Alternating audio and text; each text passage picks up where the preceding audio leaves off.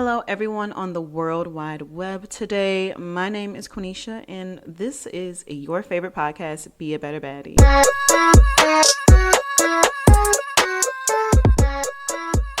So today we're going to be wrapping up ABCs for Baddies. It is a bittersweet recording because, I worked so hard on these ABCs. I've literally been thinking about them and writing them and rewriting them, revising, editing for such a long time.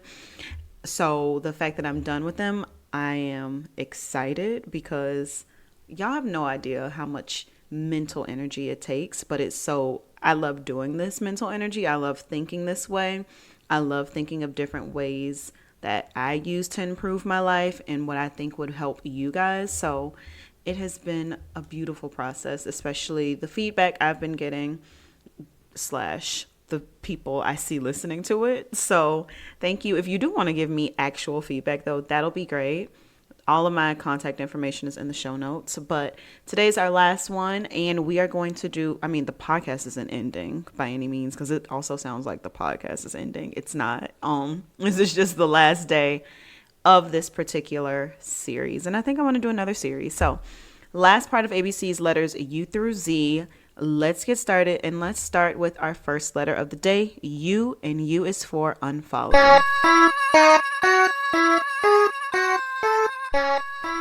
In this giant world of options, there is never a reason for you to see something you don't want to see. Unfollow, unsubscribe on whatever is not for you anymore. In real life, but specifically in social media.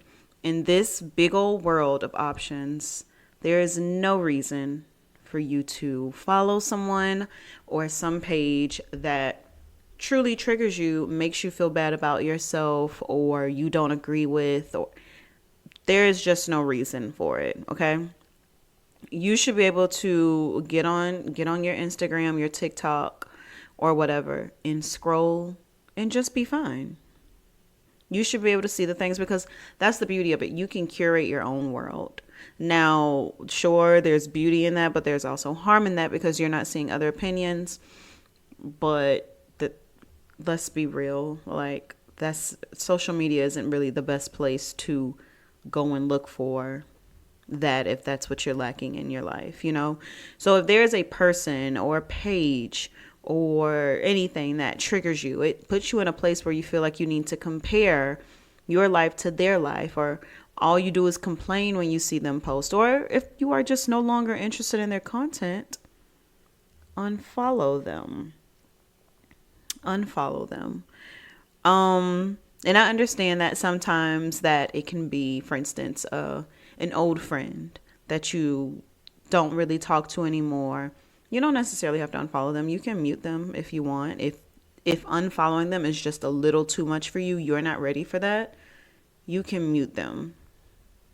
Okay, either way, you have different options, either the hard option or the soft option of removing someone from your feed. Now, I am going to add a caveat to this. So I see a lot of posts about people feeling bad when they see other people post, or even just start thinking really negative things about other people when they do post parts of their lives. I believe you can unfollow, but I think you also need to reflect. So I'm going to use this example that just came to my head. Jackie Aina is a beauty vlogger. If you don't know her, she's a home style. She's everything, if I'm being honest. And she's had a following for a very long time. She started on YouTube early beauty days, and she has stood the test of time of YouTube. She built a following on Instagram. Now she's built a following on TikTok, a strong following. She does good on social media. And there are people that they get sick to their stomach when she posts, literally sick to their stomach, because they think it's fake. They think she's showing off because she started off with humble beginnings, as that's what you do, right? When you start, obviously she wanted to make money. She made money. With money, she elevated her lifestyle. She was able to buy the things she wanted to. She was able to get the luxury she wanted. She was able to fully be her. And people cannot stand that. So there are always people in her comments calling her fake, saying she's unrelatable, saying all this, when really they need to look within themselves, because she never said she was trying to be relatable. Like, she was trying to make money. She made money. Like, anybody would do that, right? I mean, I don't have a problem with it. It's not my money. I'm not, I can't tell her. But the people who leave negative comments, the people who are so easily triggered by seeing other people live their lives on social media, and you get a negative response when these people are literally just minding their business, I do think you should sit and think about that. Like, why? Where is this hate coming from? Because, and that's what I'll call it, hate, because there's no reason for me to have such a strong emotional response to someone else posting something from their life. Sure, I could talk about it, but I don't know. So I do want to add that caveat. When it comes to unfollowing someone, why are you unfollowing them? It could just be a shallow unfollow, but why? What is it that that person brings up inside of you? Okay? I think learning to deal with those kind of triggers and engage with them in the right way on some type of level will improve the quality of your life, because you're going to think and say, wow, I shouldn't feel this way because of this reason. And if we think back to even the letter J, if it's jealousy that's coming up, chase your jealousy. Like, whatever it is you want what this person has, find a way to get that in your life, because you clearly want it. Nobody's jealous of anything that they don't want for themselves. So follow your jealousy, unfollow the person if you can't take it, and move on and build yourself a better life. That's it. At this point, the algorithm is going to give you what you want to see. If you keep engaging with that person's content, you constantly scroll through the comments, like, you're going to see more of that person, because the algorithm's like, wow, you must really like Jackie Aina, so let me keep showing you her videos. You could say, don't show me Jackie anymore. You can block her. Like, there are things you can do. So that is letter U, unfollow. And now we're going to go on to letter V, and V is for verbalize your feelings. Have you ever been in a situation where you knew someone felt something and they just didn't say it? And it was irritating because it was like, I know you feel something, but you won't say it. That's what I mean by verbalize your feelings. Closed mouths don't get fed in every sense of the word. If you like something, say it. If something hurts your feelings, say it. This one, and again, it's easier said than done, because this one is still very hard, and part of the reason I don't do this anymore. Did the nail tech completely butcher your nails? Say something. And I saw this TikTok the other day where this girl was like, I'm so proud of myself. Like, I was at the nail salon and like there was a color that the nail tech put on my nails and it didn't look like the color that I chose. So I said something and she was proud of herself. Like, how many times are you in the nail salon and it's like, y'all really missed, I could have did this at home, and you just kind of take it, you know? That's part of the reason I'm not going to the nail salon anymore. On top of that, they're dirty. But I digress.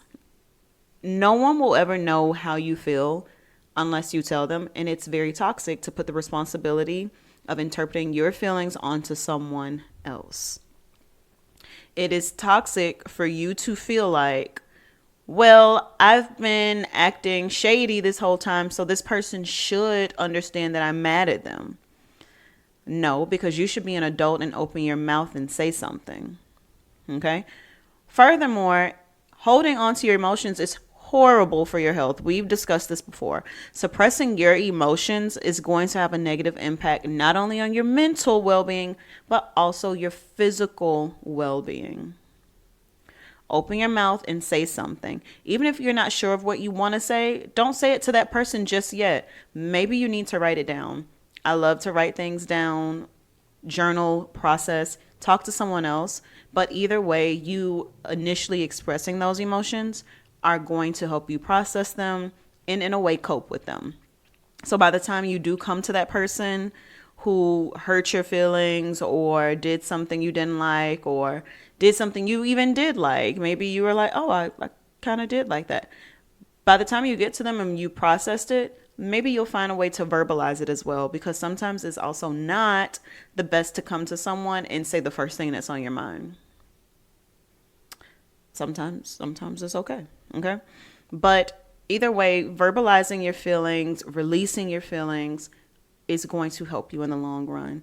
Please stop holding on to your feelings. It's kind of like even, I'm sorry, y'all, because y'all know I'm a lady, but it's even like poop, right? You don't just hold on to that, and you can feel it wanting to come out. So you go and release it. It's the same thing with your feelings. Sometimes you just cannot hold it, and holding on to it is going to hurt you. It's so uncomfortable. Like, say something. And when you verbalize your feelings, the other person may not receive it. You have to be prepared for that. And I think that's a big reason why so many people don't verbalize their feelings, because you don't know how that other person is going to react. That's just a part of life that you kind of have to face. There have been times I verbalized my feelings to people and they did not receive it the way I thought they would. I meant no ill harm by it. It was just literally me saying, this is how I feel about this situation. And it took a complete left turn, and I have to be okay with that. And at the end of the day, it is what it is. Not everything will be peachy key. I just heard this. I'm so tired. I know y'all tired of me, but y'all already know I do majority of my quote unquote research on TikTok, but I do take it outside of TikTok. Oh no, this wasn't on TikTok. Actually, it was a YouTube video.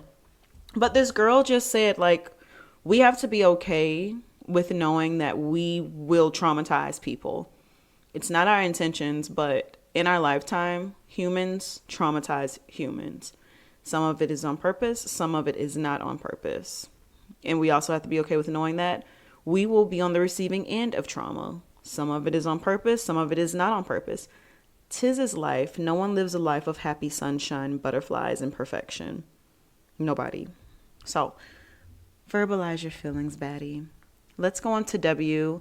And I feel like we got real deep at the end of the alphabet. So this is an episode you definitely need to share with somebody. So send this to your bestie right now. Say, girl, have you heard Be a Better Baddie? Let her know. Now, let's go on to W, which is water your own grass. Now, when I wrote that water your own grass for W, I immediately thought of As Told by Ginger's theme song by Macy Gray. And if you don't know it, I'll recite it for you right now. Someone once told me the grass was much greener on the other side. So I paid a visit, and it's possible I missed it. It seemed different, but exactly the same. Yang. Till further notice, I'm in between. From where I'm standing, my grass is green. So thank you for listening to my rendition of that. It's a really, really great song. If just go on YouTube and literally listen to the song, if my rendition was too good for you. But essentially, Ginger is saying in her theme song that she heard that the other side was looking good, right? Like over there, they had money, they got clothes, they got everything, right? So she decided to pay a visit to the other side. She was like, well, let me go over and look at the other grass, because y'all saying my grass is not as good. Like, let me look over here. She went over there and she looked, and she just kind of looked and compared both, right? She said she stood in the middle. This is my interpretation. She stood in the middle. She looked at both and she was like, my grass kind of look good. Like, my grass is green. So you, my wonderful baddie, let's bring it back. Water your own grass. Okay, stop looking at other people's lawns saying, oh, their grass looks good. If you're not even taking care of your lawn, you haven't watered your grass, you haven't put fertilizer in it. I think that's what you do with grass. You have not cared for your grass, but the other people, they may take care of their grass, and their grass is greener than yours. But if you're not watering your own grass, if you're not taking care of your own priorities, your own needs, your own well-being, then of course you're going to be overly concerned with the lives and circumstances of others. So focus on yourself and your grass instead of other people. Okay. So this can include, like, watering your grass looks like setting and achieving your own goals, whatever that may be, right? Investing in your own personal and professional development. So as your grass can look greener to you, right? You can be more happy in your grass. You're like, wow, look at me with this robust library of knowledge. Making sure that your emotional and physical needs are met, because your grass may be super, super green, but you may have on some sunglasses that makes the color look faded. The phrase implies that when you focus on yourself and your own grass, it will naturally grow and flourish. Whereas when you focus on other people's grass, you start to neglect your own grass, and it's going to wither away and be brown and die. I also hear, when I hear water your own grass, I also hear the implication of not comparing yourself to other people. So really the homework for this one is focus on yourself. What are your goals? What do you want to work on? Do that instead of worrying about other people's grass. All right. Let's go on to our next letter, Baddie. It is X, and X is for experiment.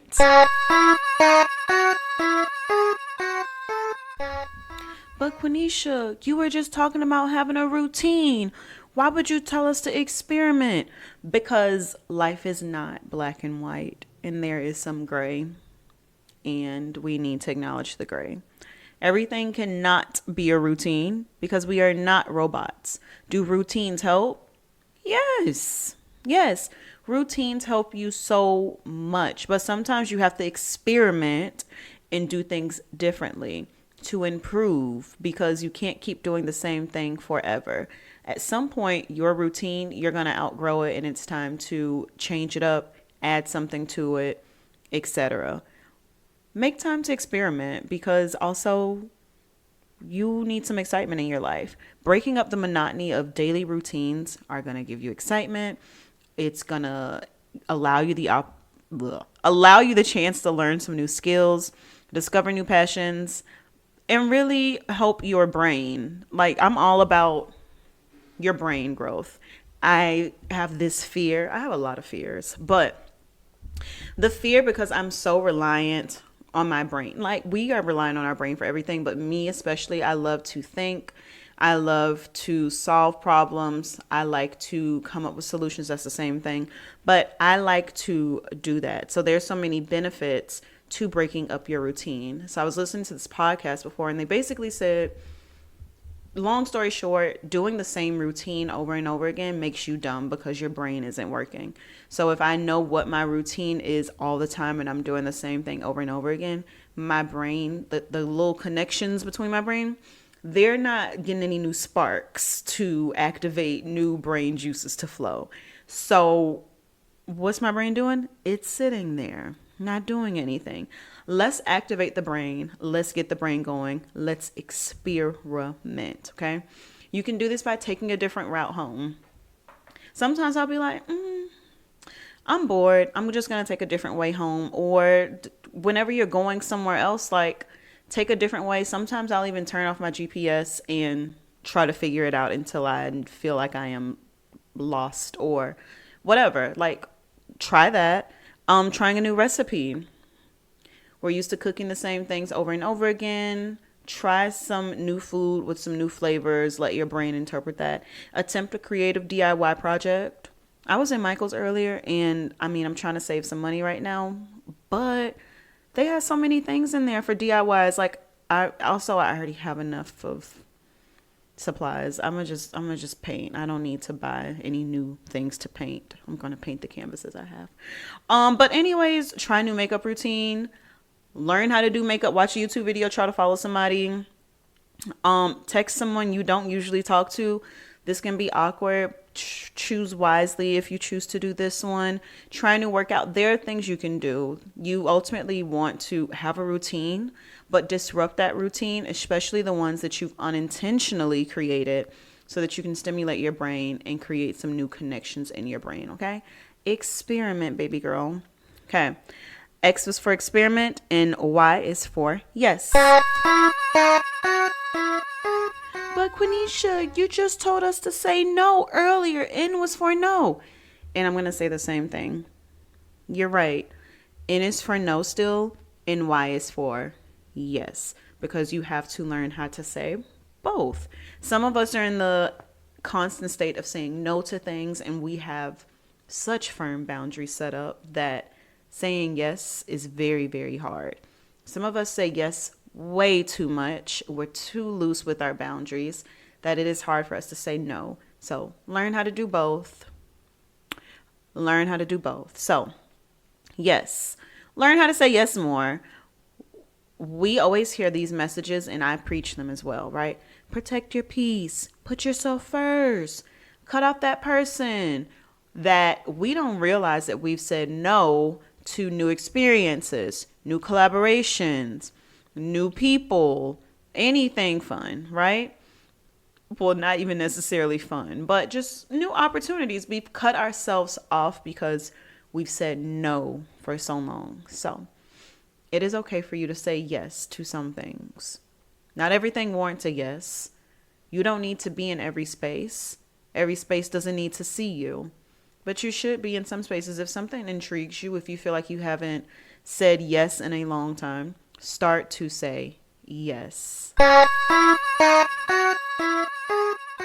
We finally made it. Our last letter, and that is Z. And Z is for Z's, aka go to sleep. Go to sleep. I did an entire episode about sleep hygiene. Sleep hygiene is important, just as every other letter in this alphabet. I feel like I've said everything important because it takes so much to be a fully functioning, thriving human being. Like, you want to be happy, you want to be productive, you want to have thriving relationships, you need to go to sleep. All of these other things that I've talked about, saying yes to people, creating a routine, having an abundance mindset, none of that happens if your brain has not rested and reset, and your body has not rested and reset. Go to sleep, because the quality of your sleep is so important. It's linked to your physical and your mental and your emotional well-being. So sleep hygiene, I'm going to encourage you to go back and listen to that episode. But some things that I did do to encourage my sleep hygiene is wearing comfy pajamas, or wearing pajamas at all. You know, if we sleep in our regular clothes or the clothes we've worn all day, at least for me, it doesn't signal that it's time for me to go to sleep. So definitely wear some nice pajamas. 2 is get rid of the light in your room. I will wear a sleep mask because I can't get rid of all the light in my room, because I like to also sleep with night lights, because I get up in the middle of the night and I need to be able to see something. 3, personalize your do not disturb settings. This is according to your phone, but I have my phone on do not disturb when I go to sleep, but I feel very anxious about being cut off or not having people being able to reach out to me. So I have settings on my phone where I can get certain notifications from certain apps, and phone calls from certain people can just come straight through. 4th thing I do is lower the temperature. I have the AC on and I'll have the fan on me. I'd rather be too cold than hot in my sleep. That's it. Number 5 is to make sure I engage in some mental or physical exercise throughout the day. Tired brain, tired body, I'm going to sleep. If I haven't done anything, I'll be up all night long. And I'll be doing something because my brain is not tired, or my body is not so tired that my brain cannot think. 6, create and maintain a consistent nighttime routine. I try to get to sleep around the same time every night, especially during the week, so that I can wake up and I do have enough sleep every night and everything is good. And then the last thing is make sure your bed is comfy, your whole room, but make sure your bed's comfy. Get some good sheets, get a good comforter, get a good pillow. Do what you got to do. Get you one of those little bed, what do you call them? I don't even know. The squishy things. the squishy things that go on top of your mattress to make your mattress a little softer or firmer, whatever you may like. But I do go into more detail about those things in my podcast. I think it's called 10 Sleep Hygiene Tips for Baddies. So that is the end of our ABCs for Baddies. I hope you have a beautiful, positively productive day or night or afternoon. Please don't forget to rate this podcast. If you've enjoyed it, you feel like you've never rated it before, you're like, wow, I need to let other people know. That would be great, especially for visibility purposes. We're trying to grow this podcast. We're trying to get out there in the world. So help your girl out and explore the show notes to get what you need. And that's that on that. Bye, Baddie. See you next week. Bye.